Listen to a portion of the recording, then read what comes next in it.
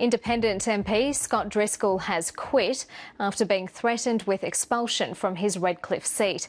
Parliament's Ethics Committee had recommended the extraordinary punishment after investigating Mr Driscoll's controversial business dealings. Here's state political reporter Chris O'Brien.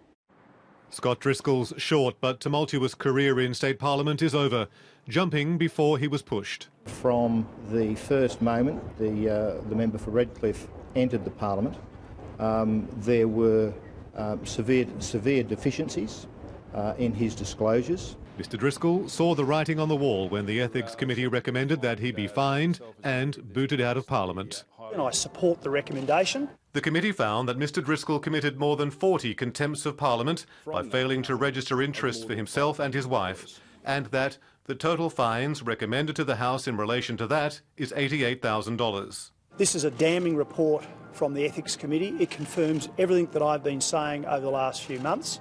Separately, the committee examined Mr Driscoll's statement to the House on the 19th of March this year. He said he was updating the parliamentary record about his wife's income.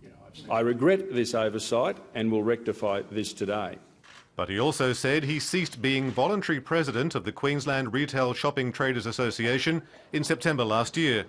The committee report says that was a fiction, and the committee finds that in deliberately misleading the House, Mr Driscoll committed a contempt of Parliament. The cumulative effect of its findings was so serious as to have a bearing on the honour and dignity of the Legislative Assembly.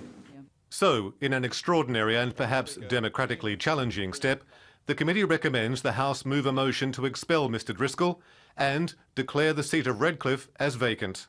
These are uncharted waters, but let me say very clearly the opposition will be supporting these recommendations.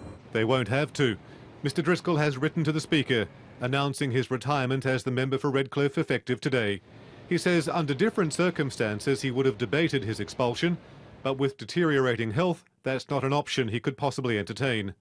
So the House avoids an historic vote to expel an elected MP. But the Scott Driscoll saga isn't over.